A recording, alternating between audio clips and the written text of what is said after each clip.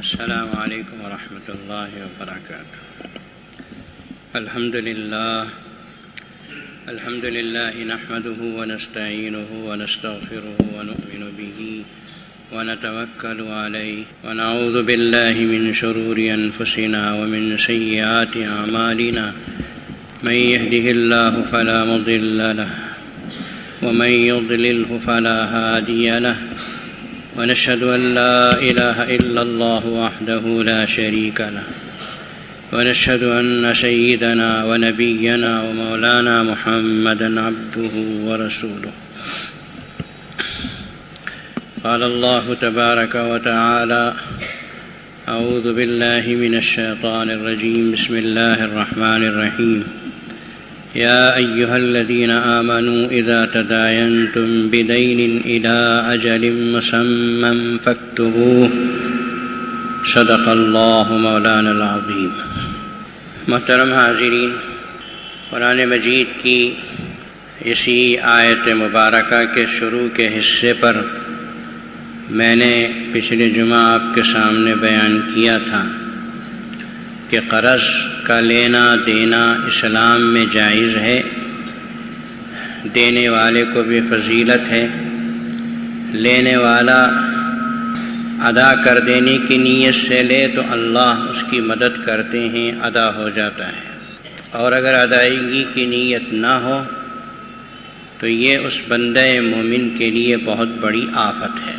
نبی کریم صلی اللہ تعالیٰ علیہ وسلم کی حدیث میں نے پیش کی کہ جب کوئی جنازہ آتا تھا تو آپ سوال فرماتے تھے کہ حل علیہ دین، کیا اس میت کے اوپر کچھ قرض ہے؟ اگر یہ کہا جاتا کہ اس پر قرض ہے اور قرض کی ادائیگی کی کوئی شکل بھی نہیں چھوڑی ہے تو آپ اس کی نماز جنازہ نہیں پڑھاتے تھے۔ صحابہ کرام کو فرمایا کرتے تھے کہ تم اپنے ساتھی کی نماز پڑھا دو۔ معلوم ہوا کہ قرض لینا اور اس کو ادا کیے بغیر دنیا سے چلے جانا اور ادائیگی کی کوئی شکل بھی نہ چھوڑنا، یہ اسلام میں بہت ہی بری چیز ہے۔ آج کا جمعہ بھی میں اسی سلسلے میں چند اہم باتیں آپ کے سامنے عرض کر رہا ہوں۔ مجھے معلوم ہے کہ پچھلے جمعہ کا خطبہ، اس جمعہ کا خطبہ بھی عام لوگوں کو پسند نہیں آئے گا، اس لیے کہ آج کا زمانہ ایسا ہے، لوگ کہتے ہیں کہ بھئی جب قرض ملتا ہے تو چوری کرنے کی کیا ضرورت ہے، قرض لیتے رہو، ڈباتے رہو۔ قرض حسنہ اسلام میں ہے، اچھا قرض، بغیر سود کے جو قرض ہوتا ہے اسے قرض حسنہ کہتے ہیں۔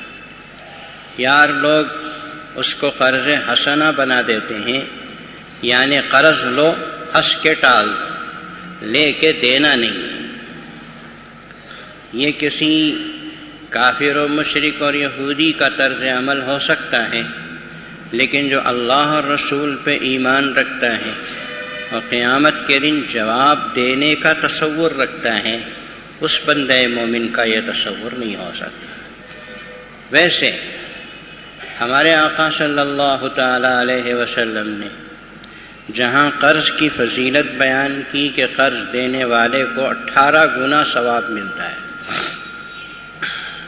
لینے والے کو جہاں آپ نے یہ فرمایا کہ ادائیگی کی فکر کرو، تیسری طرف ایک اور چیز بھی رسول اللہ صلی اللہ علیہ وسلم نے کہی ہے، وہ یہ ہے کہ مسلمانوں قرض لینے سے بچو۔ فرمایا قرض لینے سے بچنا چاہیے۔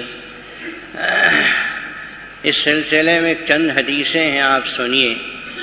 ایک حدیث میں آپ علیہ الصلاۃ والسلام نے ارشاد فرمایا کہ مسلمانوں قرض لینے سے بچو، اس لیے کہ قرض جو ہے وہ رات کے وقت میں رنج و فکر پیدا کرنے والی چیز ہے کہ آدمی اس تکیے پر سر رکھتا ہے تو سوچنے میں پڑ جاتا ہے کہ وہاں اتنا قرضہ، یہاں اتنا قرضہ، پریشانی میں نیند نہیں آتی۔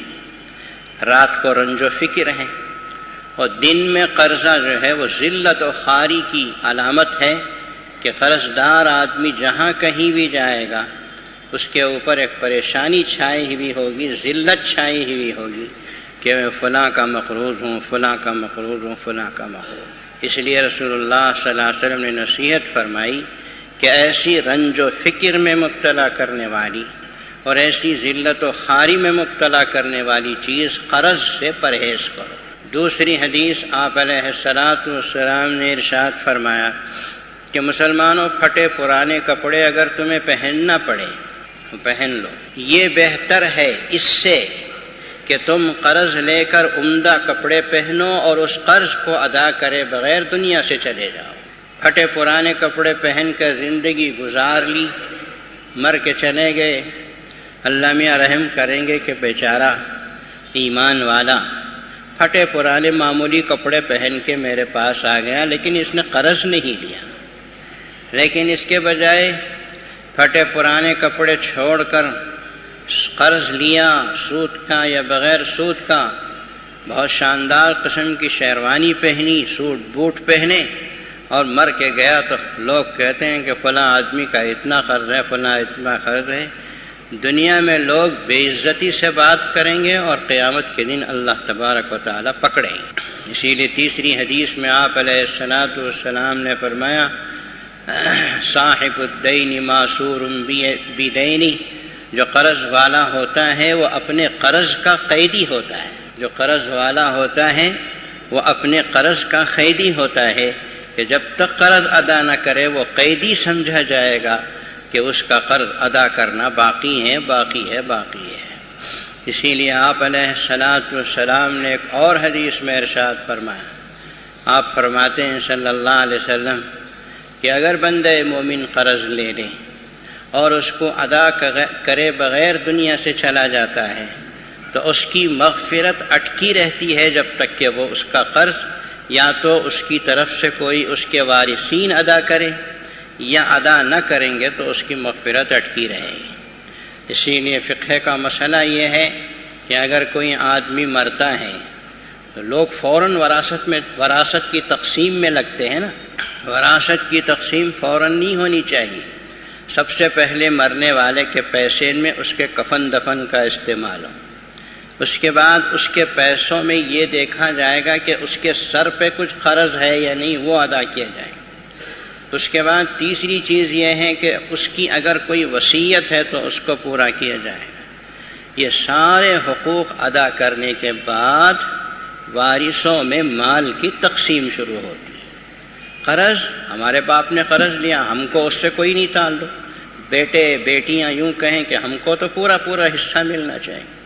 ہمارے باپ نے قرض لیا تو اپنے لیے لے لیا، وہ اس کی خبر کو جواب دے لے، ہم اس کے ذمہ دار نہیں، یہ غلط ہے، سن کے رکھو ہے، یہ صحیح نہیں ہے۔ کمانے والا کماتا ہے تو اس کا اپنا جو کماتا ہے تو اپنی اولاد کے پیش نظر ہی کماتا ہے، اپنی اولاد کو بلڈنگیں اور جائیدادیں بنانے کا تصور لے کر ہی بناتا ہے، تو قرض اسی وجہ سے لیتا ہے تو اس کی پراپرٹی میں اولاد کو وراثت تقسیم ہونے سے پہلے قرض کی ادائیگی ضروری ہے، اس سے پہلے نہیں ہو سکتا۔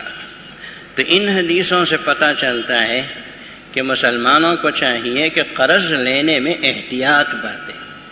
میں اپنے خاندانی بزرگوں میں بعضوں کو جانتا ہوں، خصوصیت سے نام نہیں لیتا اس لیے کہ نام مقصود نہیں ہے۔ میں بچپن میں دیکھا کرتا تھا ہمارے بزرگوں کو، میرے خاندان والوں کو، حالانکہ میرے خاندان میں کوئی عالم نہیں تھے، لیکن ایک تربیت تھی جس کی وجہ سے یہ بات تھی۔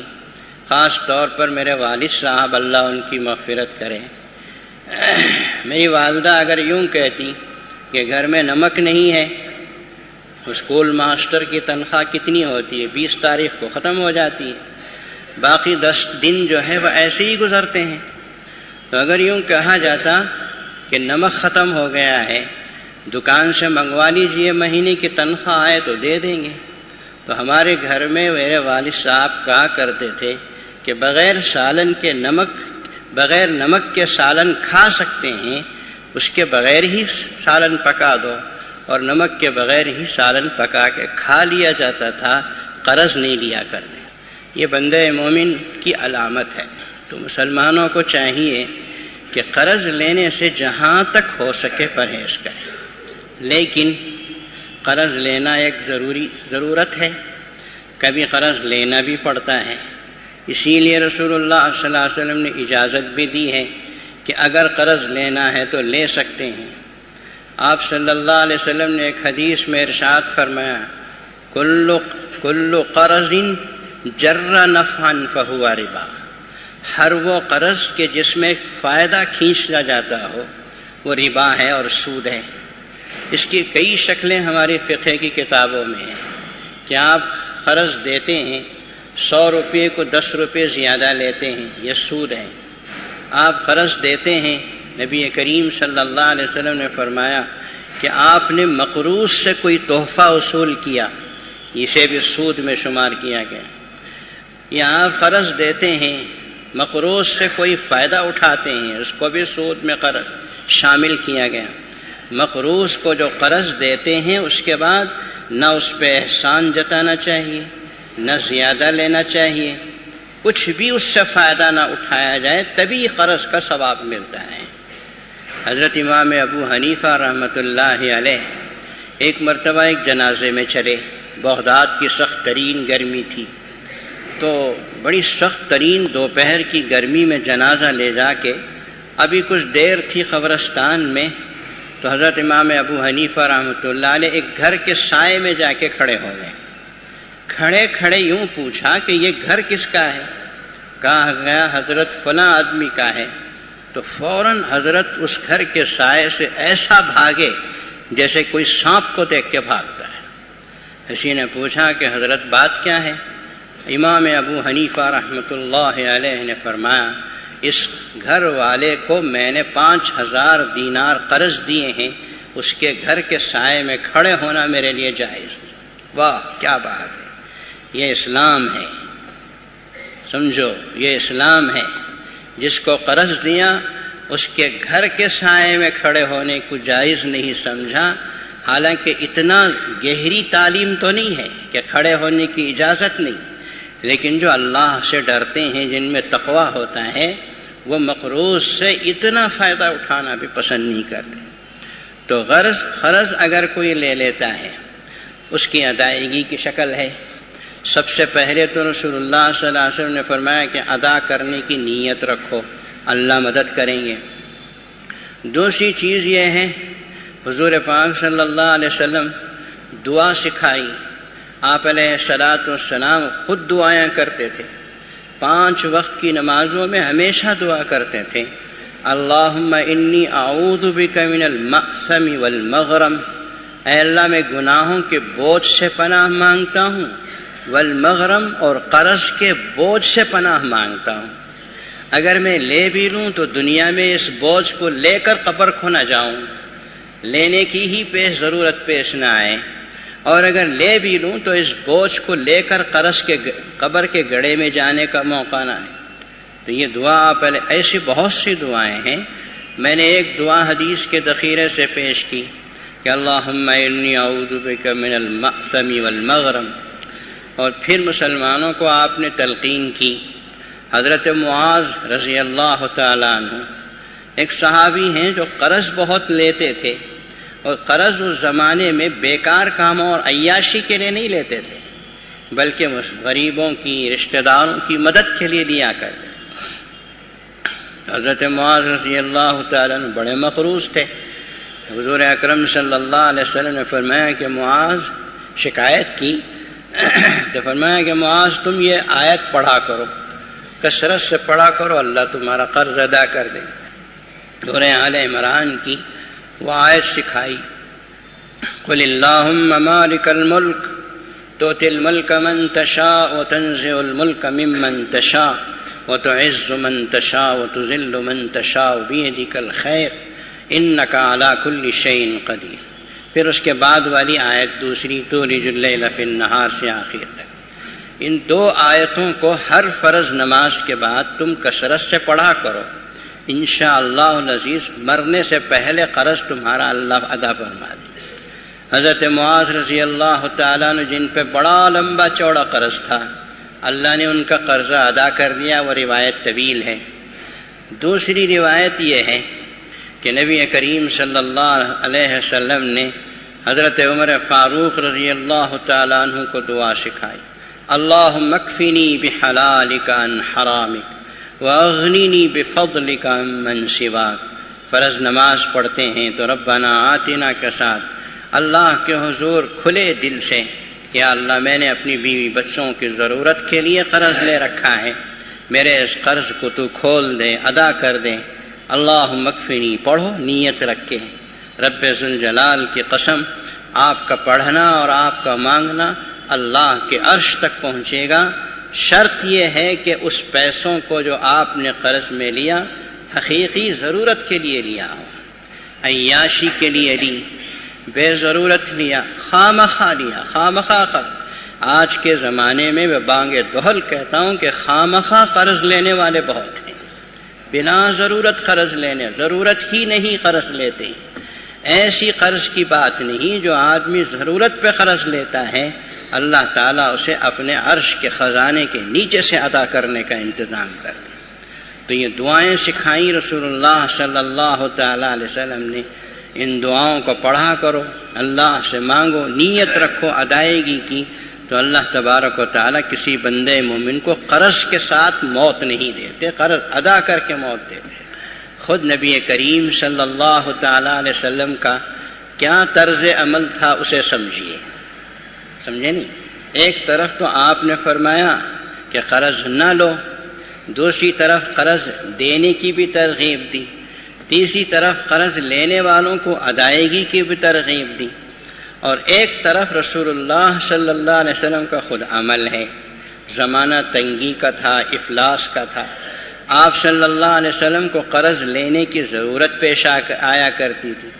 آپ نے یہودیوں سے قرضے لیے ہیں اور مشرکین و کفار مکہ سے قرضے لیے ہیں، اپنے صحابہ کرام رضوان اللہ تعالیٰ علیہم اجمعین سے قرض لیے۔ کیوں قرض لیا؟ یہ بھی سمجھنے والی بات ہے نا۔ بھئی امام الانبیاء صلی اللہ علیہ وسلم اگر خدا کے حضور ہاتھ اٹھا دیتے تو آسمانوں سے طبق میں پیسے سجا کر اللہ اتارتے، تھا ممکن تھا؟ نہیں تھا۔ کون ہے جو کہہ سکتا ہے کہ نہیں تھا؟ اللہ کے نبی جن کے لیے اللہ نے یوں کہا کہ آپ کے لیے ہم احد کا پہاڑ سونا بنا دینے کے لیے تیار ہیں، ان کے لیے کوئی مشکل نہیں تھا، لیکن آپ نے قرض لے کر ادا کیا امت کو سبق دینے کے لیے کہ قرض اس طرح لیا جاتا ہے، اس طرح ادا کیا جاتا ہے، تعلیم کے لیے۔ اب سنیے حدیثیں میں آپ کو سناتا ہوں۔ حضرت جابر رضی اللہ تعالیٰ عنہ ارشاد فرماتے ہیں کہ نبی کریم صلی اللہ تعالیٰ علیہ وسلم نے مجھ سے ایک مرتبہ قرض لیا، کچھ درہم کچھ دینار قرض آپ نے لیے، میں نے آپ کو قرض دیا تو مدت ختم ہوئی، مدت ختم ہونے سے پہلے اللہ کے نبی صلی اللہ علیہ وسلم نے مجھے بلایا اور بلا کے وہ قرض میرا واپس فرما دیا۔ قرض واپس دینے کے بعد اتنا قرض تمہارا ہے، اور پھر فرمایا کہ جابر یہ تھوڑا سا ہم تمہیں زیادہ اپنی طرف سے دے رہے ہیں، مثلا 500 درہم لیے تھے تو 500 درہم دے دیے، اور اس کے بعد ایک 10 درہم اپنی طرف سے رسول اللہ صلی اللہ علیہ وسلم نے ہدیۃً عطا فرمایا۔ ہمارے علماء کرام لکھتے ہیں کہ اگر قرض دینے والے کے اندر اتنی طاقت ہے اور اس کی اتنی کمائی ہے تو قرض کے ساتھ ساتھ تھوڑا سا اس کو ہدیے کے طور پر بھی دے، یہ رسول اللہ صلی اللہ علیہ وسلم کی سنت ہے۔ ایک تو یہ ہے کہ 500 روپئے کے ساتھ اگر کوئی یہ شرط لگاتا ہے کہ 25 روپے ملا کر دینا ہے تو وہ تو سود ہے، شرط لگا کر اگر کوئی دیتا ہے تو سود ہے، یا اس کا تحفہ خریدتا ہے، تحفہ لیتا ہے تو سود ہے۔ شرط لگا کر جو چیز مانگی اور لی جاتی ہے مقروض سے وہ سود کی شکل میں ہوتا ہے، وہ اسلام میں حرام ہے۔ آپ نے مجھ سے قرض پوچھا، میں نے دے دیا، آپ میرا قرض لا کے ادا کر رہے ہیں، ساتھ میں کچھ تحفہ بھی دے رہے ہیں، قرض ادا کرنے کے بعد تحفہ دے رہے ہیں، جیسے حضرت جابر رضی اللہ تعالیٰ عنہ کو یہ عطا کیا تھا، تو اسلام میں اس کو جائز قرار دیا گیا، بلکہ سنت نبی میں قرار دیا گیا کہ قرض دینے والے کے دل کو خوش کرنے والی بات ہے، اس سنت کو زندہ کرو۔ بھئی آج کل تو قرض لیا ہوا وہی واپس دینا مشکل ہے، تو زیادہ تحفہ کہاں سے دیں گے؟ لوگوں میں کھا جانے کی کیفیت ہے، فلاں بیت المال کھولا ڈوب گیا، فلاں جگہ مسلمانوں کی تجارت کے لیے بڑھانے کے لیے کیا تو وہ ڈوب گیا، کیا کیا ڈوب رہا ہے آپ کے سامنے ہے۔ یعنی مسلمانوں میں لینے کی اور کھا جانے کی کیفیت ہے۔ جب یہ کیفیت ہو تو حضرت جابر کی یہ حدیث رضی اللہ تعالیٰ عنہ پیش کرنے کی ضرورت ہے کہ قرض بھی ادا کرو اور تھوڑا سا کچھ زیادہ بھی دو کہ میرے وقت پہ تم کام آئے، اللہ تمہیں خوش رکھے، میرا یہ ہدیہ قبول کرو، ہدیے کے طور پر دینا چاہیے۔ اس سنت کو زندہ کرنے کی ضرورت ہے۔ تو یہ ایک ادائیگی کی یہ ایک حدیث ہے۔ دوسری حدیث حضرت ابو ہریرہ رضی اللہ تعالیٰ عنہ فرماتے ہیں کہ ایک مرتبہ ہم صحابہ بیٹھے ہوئے تھے، رسول اللہ صلی اللہ علیہ وسلم بھی تشریف فرماتے، ہمارے درمیان اتنے میں ایک بدو دیہاتی گنوار آیا اور رسول اللہ صلی اللہ علیہ وسلم سے بڑے برا سلوک کرنے لگا کہ آپ نے ہم سے اونٹ قرض میں لیا تھا، آپ نے دیا نہیں، بڑا غلط سلوک کرنے لگا۔ تو صحابہ کرام اس کے ساتھ سختی کرنے کے لیے آگے بڑھے تو حضور پاک صلی اللہ علیہ وسلم نے روک لیا، کہا کہ تم اس کے ساتھ سختی مت کرو، کیوں؟ ان لصاحب الحق مقالا، یہ حق والا ہے، اس کو بولنے کا حق ہے۔ حدیث میں آتا ہے، یہ صراحت ہے کہ اس نے جو اونٹ رسول اللہ کو قرض دیا تھا اس کی مدت ابھی باقی تھی، 15 دن کے لیے ہے تو 12 دن میں ہی آ گیا، 10 دن میں ہی آ گیا، 10 دن کے اندر مدت سے پہلے آ کر برا سلوک کر رہا تھا۔ نبی کریم صلی اللہ علیہ وسلم نے اپنے صحابہ کو روکا اور ارشاد فرمایا، جاؤ بازار سے جلدی سے اس کا اونٹ خرید کے لے جاؤ۔ اب وہ جو اونٹ اس نے قرض میں دیا تھا وہ معمولی قسم کا اونٹ تھا، بازار میں اس درجے کا اونٹ نہیں ملا، بڑے اچھے درجے کے اونٹ بازار میں تھے۔ صحابہ کرام واپس آئے اور کہنے لگے، یا رسول اللہ، وہ جو اونٹ اس نے آپ کو دیا تھا، مثلا 5 سال کی عمر کا اونٹ، وہ تو نہیں ہے بازار میں، اور تازہ فربا 10 سال کی عمر کے اونٹ ہیں، 8 سال کی عمر کے اونٹ ہیں، بہترین قسم کے اونٹ ہیں۔ نبی کریم صلی اللہ علیہ وسلم نے فرمایا کہ جاؤ اسی عمدہ اونٹ کو خرید کر لاؤ اور اس کو ادا کر دو، اس کا قرض ادا کرو۔ یعنی اچھا ادا کرنے کا آپ نے نمونہ پیش کیا، اور آخر میں ایک جملہ ارشاد فرمایا، وہ غور سے سن کے رکھیے۔ نبی کریم صلی اللہ علیہ وسلم نے ارشاد فرمایا، ان خیارکم احسنکم اداء قضاء، تم میں سب سے بہترین قرض لینے والا وہ ہے جو اچھے طریقے سے ادا کرتا ہو۔ بعض لوگ پیسہ لے لیتے ہیں، لیتے وقت میں تو بہت خوش ہوتے ہیں، دینے کا موقع آتا ہے تو چڑ چڑ کر دیتے ہیں، غصہ کر کر کے دیتے ہیں اور ٹکڑے ٹکڑے کر کے دیتے ہیں، بات بات میں گالی دے دے کے دیتے ہیں، کیا مصیبت ہے، فلاں ہے فلاں ہے۔ ارے بھی لیتے وقت میں تو آپ بڑے خوش تھے، پیسہ ہاتھ میں آ رہا ہے، اور جب دے رہے ہیں اس کا حق ادا کر رہے ہیں تو چڑھتے کیوں ہیں، غصہ کیوں کرتے ہیں؟ اب تو آپ کو بہت اچھے انداز سے اچھی طرح دینا چاہیے، اس لیے کہ رسول اللہ صلی اللہ علیہ وسلم نے ارشاد فرمایا، دینے والے قرض دار کے 2 حق ہیں۔ آپ جس آدمی نے آپ کو قرض دیا ہے، قرض دینے والا، آپ مقروض ہیں تو آپ پر 2 حق ہیں قرض دینے والے کے۔ ایک تو یہ ہے کہ الحمد، اس قرض دینے والے کی تعریف کرو، اس کا شکریہ ادا کرو، اس کے ساتھ اچھا بات کرو، اور دوسرا یہ ہے کہ القضاء یا الادا، اس کا جتنا حق ہے وہ پورے کا پورا ادا کرو۔ یہ ہونا چاہیے، کسی نے 1000 روپے قرض لیے، بڑی مشکل سے چکلتے چکلتے 800 روپے ادا کیا، اب ہاتھ اٹھا لیا، بھائی اب نہیں ہوتا، اب چھوڑا میں۔ یہ اچھا ادا کرنا نہیں ہے، یہ مسلمان کی شان نہیں ہے۔ مسلمان تو وہ ہے جو 1000 روپے بھی دیتا ہے اور اس کے دینے کے ساتھ ساتھ جو قرض والا ہے اس کی تعریف بھی کرتا ہے، شکریہ بھی ادا کرتا ہے، ہو سکے تو اس کو چائے بھی پلاتا ہے، ہو سکے تو اسے کھانا بھی کھلاتا ہے کہ آپ نے وقت پر میری مدد کی۔ یہ ہے اسلام کا سکھایا ہوا اخلاق قرض لینے والے کو اور قرض دینے والے کو۔ حضرت عبداللہ بن ربیعہ رضی اللہ تعالیٰ عنہ بڑے مشہور صحابی ہیں، وہ فرماتے ہیں بڑے مالدار صحابی تھے، انہوں نے ایک مرتبہ رسول اللہ صلی اللہ علیہ وسلم کو 40,000 دینار قرض دیے۔ 40,000 تو بڑی چیز تھی اس زمانے میں۔ آج کل تو 40,000 روپے میں ایک اچھی گاڑی بھی نہیں آتی، 2 ویلر کی۔ 40,000 دینار اس زمانے میں تو کھجور کے بڑے بڑے باغات خرید لیتے تھے۔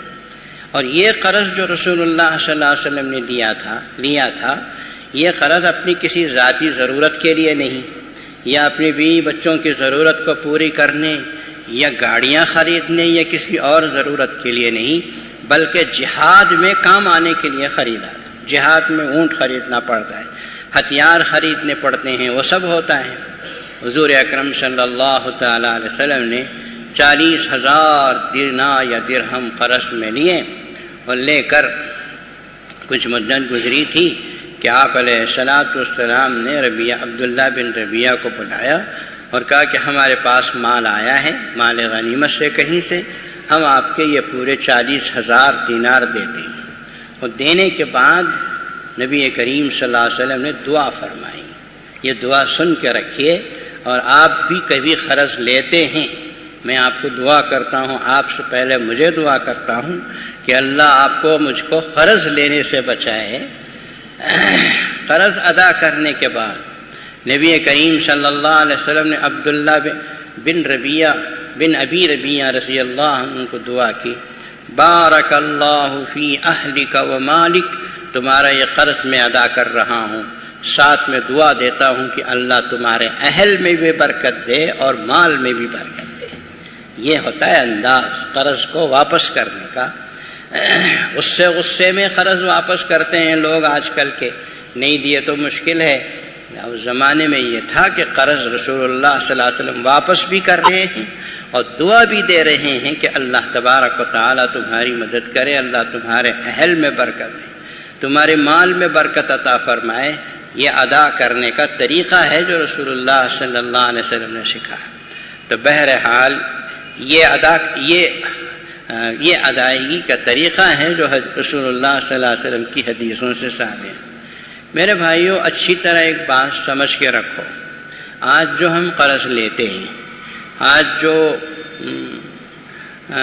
قرض کی مصیبت میں ہم گرفتار ہوتے ہیں، ہمارے بہت سے بھائی، میرا خیال ہے کہ 75% تو ایسے ہوتے ہیں جو سود کے قرضوں کو لیتے ہیں، سود کے قرضوں میں مبتلا ہوتے ہیں۔ اسلام میں سود کا قرض جو ہے کسی صورت میں جائز نہیں ہے، کسی بھی صورت میں اس کی اجازت نہیں۔ ایک مسلمان ایسا ہے جس کو روزی روٹی کے لالے ہیں، اپنی روٹی کے لیے پیسہ نہیں، بیوی کے لیے روٹی کے لیے پیسہ نہیں، کچھ کاروبار کر سکتا ہے لیکن اس کے لیے کچھ بھی نہیں ہے پیسہ، دوسرے بھائیوں کے پاس قرض مانگا، سود کے بغیر قرض مانگا۔ کوئی بھی مسلمان سود کے بغیر قرضہ دینے کے لیے تیار نہیں ہے۔ تو آخری شکل میں اس مسلمان کو ایک مرتبہ زندگی میں سود کا قرض لینے کی اجازت ہے کہ لے لو، 1,000 روپے قرض لیا، پھر اللہ تبارک و تعالیٰ یہ نیت کر کے کہ میں اس کاروبار کروں گا اور اس کے بعد اپنی زندگی بھر میں کبھی سود کا قرض نہیں لوں گا۔ یہ ایک آخری شکل ہے، بالکل ایسی شکل ہے کہ جیسے کوئی آدمی مر رہا ہو اور اس کے پاس سور کا گوشت ہے، وہ کھائے گا تو زندگی بچ سکتی ہے ورنہ نہیں بچ سکتی ہے، تو اس وقت اسے حرام گوشت کھانے کی اجازت ہے۔ یہ مسئلہ تو آپ نے سن رکھا ہے۔ آخری گھڑیاں ہیں، بھوک و پیاس کا عالم ہے، اگر بچنا ہے تو وہ گوشت کھا لے، بچ جائے گا، اجازت ہے کہ کھا سکتا ہے، اس لیے کہ جان بچانا فرض ہے، اس کے علاوہ کوئی صورت و شکل نہیں ہے۔ تو ایسی کوئی شکل آپ کو پیش آتی ہے، اللہ نہ کرے، آج کل تو ایسی شکلیں نہیں آ سکتی، تو اس کی اجازت ہے۔ اس کے علاوہ کوئی شکل، سود کا قرض تو کسی صورت میں درست نہیں، کسی صورت میں جائز نہیں۔ اور جتنے لوگ بینکوں سے رجوع ہوتے ہیں وہ اچھا پیٹ بھر کے کھا رہے ہوتے ہیں، ان کی روزی روٹی چل رہی ہے، ان کا خاص بنگلہ ہے، ان کی خاص گاڑی ہے، سب کچھ ہے، بینکوں سے رجوع کر کے اپنی دولت بڑھانے کے لیے سود پہ قرض لیتے ہیں۔ یہ کبھی اللہ کے پاس معاف نہیں ہے۔ میں اللہ کے گھر میں بیٹھ کر اعلان کر کے کہتا ہوں، کوئی مجھ سے ناراض ہو یا نہ ہو، میری بلا سے مجھے اس کی کوئی پرواہ نہیں ہے۔ سود کا قرض اللہ کے نبی صلی اللہ علیہ وسلم نے میدان عرفات میں یوں کہہ دیا کہ میں اپنے پیروں تلے رونتا ہوں، آئندہ کوئی سود نہیں لے گا، کوئی سود نہیں دے گا۔ سودی قرض مسلمان کے لیے درست نہیں ہے، جائز نہیں ہے۔ باقی رہا بغیر سود کے قرض، اس کے بارے میں تو رسول اللہ صلی اللہ علیہ وسلم نے فرمایا مسلمانوں، ایک شکل یہ ہے کہ آپ اچھے کپڑے پہنو، ایک شکل یہ ہے کہ پھٹے پرانے کپڑے پہنو، پرانے کپڑے پہنو، پرانے کپڑے پہن لو، سطر چھپ جائے گا، کافی ہے، دنیا گزر جائے گی۔ سوٹ بوٹ پہننے والے کی دنیا بھی گزر جاتی ہے اور معمولی کپڑے پہننے والے کی دنیا بھی گزر جاتی ہے۔ اصل تو مسلمان کے سامنے آخرت ہے، نہیں وہاں جا کے عیاشی کرنا، یعنی ہے عیاشی ہماری۔ تو آخرت کا خیال کرو۔ بہت سخت ترین ضرورت ہے کہ آپ چھوٹا موٹا کاروبار کر سکتے ہیں اور آپ کو لینے کی ضرورت پڑی ہے بغیر سود کے قرض، تو کسی مسلمان سے جو اللہ رسول سے ڈرتا ہو، جو قرض دے کر خدا کو خوش کرنا چاہتا ہو، تو ایسے مسلمان سے قرض لے سکتے ہیں۔ اس کے علاوہ کوئی شکل میں مسلمان کا قرض میں مبتلا ہونا، یہ اللہ کو، اللہ کے رسول کو پسند نہیں۔ اسلام، پیغمبر اسلام اور اللہ کے رسول اور پیغمبر اسلام اور اسلام ہر مسلمان کا خیر چاہتے ہیں، ہمارا خیر چاہتے ہیں۔ اس خیر کے چاہنے کی وجہ سے ہی ایسی نصیحتیں فرمائیں۔ ہمارے آقا صلی اللہ علیہ وسلم نے فرمایا کہ مسلمانوں، پناہ مانگو ذلت کی زندگی سے، رسوائی کی زندگی سے، بے عزتی کی زندگی سے، رنج و غم سے پناہ مانگو، اس لیے کہ مسلمان رنج میں مبتلا ہو، پریشانی میں مبتلا ہو، اللہ کو بھی پسند نہیں اور اللہ کے رسول صلی اللہ علیہ وسلم کو۔ پھر ایسا کام کیوں کرتے ہو جس میں رنج و غم مبتلا ہوتے ہیں؟ ایسا کام کیوں کرتے ہو جس میں رات کو پریشانی پیش آتی ہو؟ تو یہ ہے سود والی بات، سود کے قرض والی بات کہ تو اس کی اجازت نہیں۔ اور رہا بغیر سود کے قرض، اس کی اسلام میں اجازت ہے، لیکن وقت ضرورت اجازت۔ میں آپ کو ایک پتے کی بات بتا کے اپنی بات کو ختم کرتا ہوں۔ قرآن مجید میں اللہ تعالیٰ نے فرمایا وَأْمُرْ أَهْلَكَ بِالصَّلَاةِ وَاصْطَبِرْ عَلَيْهَا۔ اے پیغمبر، آپ اپنے اہل و عیال کو، اپنے بیوی بچوں کو نماز کی پابندی کا حکم کرو، وَاصْطَبِرْ عَلَيْهَا، اس کے اوپر آپ بھی ثابت قدم رہو۔ اس کا مطلب یہ ہے کہ 5 وقت کی نماز مردوں کو چاہیے کہ مسجدوں میں پڑھیں، عورتوں کو چاہیے کہ اپنے گھروں میں پڑھیں۔ پابندی، سخت ترین پابندی۔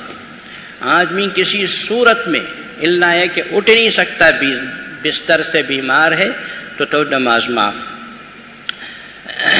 اس کے علاوہ ہر شکل میں مسجد کو آ کے نماز پڑھے۔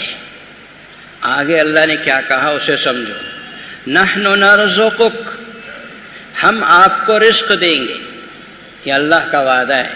کیا خیال ہے؟ خدا کا وعدہ سچا ہے جھوٹا ہے؟ اللہ کا وعدہ جھوٹا نہیں ہے۔ ان اللہ لا یخلف المیعاد، اللہ اپنے وعدے کو خلاف نہیں کرتے۔ نحن نرزقک، اس کی تفسیر میں ہمارے بزرگوں نے کہا ہے کہ جو آدمی 5 وقت کی نماز پابندی سے پڑھ لیتا ہے، خدا اس کے رزق کا ضامن ہے، اسے بھوکا نہیں رکھے گا، اسے سود میں مبتلا ہونے نہیں دے گا، اسے غلط راستے میں جانے نہیں دے گا۔ نماز کی پابندی کرو، ہر نماز میں اللہ سے یوں دعا کرو، یا اللہ تو نے وعدہ کیا قرآن میں کہ میں نماز کی پابندی کروں گا تو مجھے رزق دے گا، مجھے میری بیوی بچوں کو، میرے 12 بچے ہیں، ان کو رزق عطا فرما۔ اب جاؤ تم مٹی چھیو گے تو سونا بنے گا، مٹی چھیو تو سونا بنے گا۔ خدا میری زبان کی لاج رکھے۔ اس مسجد میں بار بار کہہ چکا ہوں کہ مٹی چھیو تو سونا بنے گا۔ ہم نے اپنے خدا سے لینا سیکھا ہی نہیں، خاص طور پر فجر کی، عصر کی نماز۔ نماز میں 2 چیزیں ہیں، ایک تو مسلمان کی زندگی بنتی ہے کہ اس کی رزق اور روٹی کا مسئلہ حل ہوتا ہے، اللہ تعالیٰ حل کر دیتے ہیں، دکانوں میں برکت ہو جاتی ہے، سب میں برکت۔ اب آدمی دکان میں بیٹھا ہے، بیپار چھوڑنے کے لیے تیار نہیں، فرض نماز گزر گئی، اب آپ کی روزی روٹی کا انتظام کرنے والا کہاں سے خوش ہوا؟ اور دوسری چیز یہ ہے کہ نمازوں کی پابندی سے خدا کا دیدار آسان ہوتا ہے قیامت کے دن، خاص طور پر فجر کی اور عصر کی نماز۔ فجر کی اور عصر کی نماز میں فرشتوں کے آسمان سے زمین پر اترنے اور آسمان پہ چڑھنے کا موقع ہوتا ہے، اربوں کھربوں فرشتے آتے جاتے ہیں۔ فجر کی اور عصر کی خصوصیت کے ساتھ اور پانچوں وقت کی عمومیت کے ساتھ نمازوں کی پابندی کرو۔ رب ذوالجلال کی قسم، آپ کو کبھی کسی قسم کے قرض میں اللہ مبتلا نہیں کریں گے۔ آپ لے کے قرض پریشان ہیں تو دیکھ لو آپ کی نمازوں میں فرق ہے، اسی لیے ہو رہا ہے۔ اللہ تعالیٰ مجھے آپ کو پوری ملت اسلامیہ کو توفیق دے۔ سود کے قرض سے تو ہمیشہ اللہ بچائے، ہر مسلمان کی حفاظت کرے، اور بغیر سود کے جو قرض ہے اللہ تبارک و تعالیٰ اس سے بھی بچا کر ہم کو حلال طریقے سے کما کر دنیا سے خالی خولی بوجھ کے بغیر دنیا سے ہم سب کو اٹھا لے، اور اللہ تعالیٰ ہم سے راضی ہو جائے، خوش ہو جائے۔ ایسی زندگی کی ہم سب کو توفیق عطا فرمائے۔ حضرات ایک اعلان تو یہ ہے کہ آپ کے لیے میں نے پچھلے جمعہ بھی کہا کہ ہمارے ہاں نرسری کلاسز کے لیے داخلے جاری ہیں۔ 2.5 سال سے 3 سال تک کے بچے بچیوں کا داخلہ ہو رہا ہے۔ جو لوگ داخل کرانا چاہتے ہیں، جو لوگ کیا، سارے ہی مسلمانوں سے گزارش کروں گا کہ مسجد کے زیر سایہ جو اسکول چل رہی ہے اس میں داخلہ کرا دیں۔ کارپوریشن کی بس سرٹیفکیٹ لے کر آ کر فوراً داخلہ کرا دیں۔ میں یہ اعلان بھی آپ کے سامنے کرنا چاہتا ہوں، بہت دنوں سے بولنا چاہ رہا تھا، نہیں موقع ہوا۔ جامعہ العلوم میں ہم نے آپ حضرات کی مدد اور نصرت و اعانت سے 10% ہمارے بچوں کو ہم نے ریزرویشن دے رکھا ہے، یعنی تقریباً 50 سے 60 ہزار روپے تک بچوں کی فیس کو ہم معاف کرتے ہیں، اور اس کی ادائیگی کا ذمہ ہم اپنے اوپر رکھتے ہیں۔ سارے بچوں کی لیسٹ میرے پاس ہے، جتنے غریب بچوں کو ہم دیتے ہیں ریزرویشن دیتے ہیں وہ پوری لیسٹ میرے پاس ہے۔ تقریباً 60 ہزار روپے تک کا پیسہ سال میں ہم بچوں کو فیس دیتے ہیں اور ان کو ہم فری پڑھاتے ہیں۔ یہ آپ حضرات اپنے ذہن میں رکھیں۔ ہمارے بہت سے بھائیوں کو خیال ہے کہ جامع مسجد میں جامعہ علوم میں صرف فیس لیتے ہیں، معاف نہیں کرتے ہیں، کبھی کسی کو ریزرویشن نہیں دیتے۔ میں آپ کے سامنے اب کہتا ہوں، مجھے موقع نہیں پڑا تھا کہ تقریباً 60 ہزار روپے کی فیس ہم اسکالرشپ کے طور پر بچوں کو معاف کرتے ہیں، اور گویا 10% ہے جو ہم نے بچوں کو یہاں دے رکھا ہے۔ لیکن اس کی تعین کیسے ہو؟ اگر دینے کا اعلان کریں تو 100 آ جائیں گے، پیسے والے بھی فقیر ہو جاتے ہیں مفت ملنے کی بات سن۔ تو اس لیے ہم نے ٹیچروں کو، پڑھانے والیوں کو ذمہ دے رکھا ہے کہ وہ لوگ طے کریں گے بچے آنے والے ہیں، ان کے چہرے مہرے سے، ان کے کپڑوں سے۔ بہت سے بچے تو ناشتہ کیے بغیر بھی آتے ہیں، غربت کے سے مارے۔ ہاں، ہمارے ٹیچرز حضرات اسے طے کرتے ہیں کہ ان بچوں میں کون غریب ہیں، کون غریب، تو انہی کے بیس پہ ہم ان کو ریزرویشن دیتے ہیں اور ان کی ادائیگی کا ذمہ لیتے ہیں۔ سب آپ حضرات کی مدد و نصرت و اعانت ہے۔ اللہ آپ کو جزائے خیر عطا فرمائے، اللہ آپ کی مدد و نصرت و اعانت کو شرف قبولیت دے، اللہ تعالیٰ آپ حضرات کی مدد و نصرت و اعانت کو سبب بنا کر عالم اسلام کے لیے خیر کے فیصلے فرمائے، ہمارے اولاد کو دین کے سے وابستہ کرے، دنیا کے فتنوں سے بچائے، اور اللہ تعالیٰ ہم سب کو نجات کا ذریعہ بنائے۔ وآخر دعوانا الحمدللہ۔